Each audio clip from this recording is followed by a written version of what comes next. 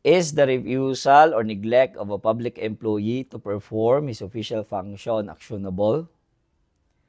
Yes, it is actionable.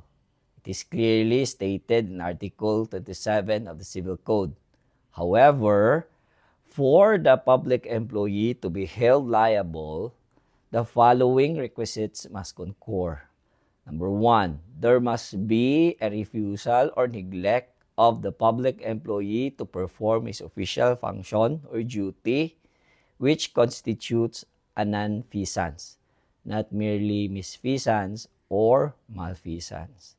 Number 2, the public employee must refuse or neglect without just cause. Number 3, that his official duties or function is not discretionary but merely ministerial.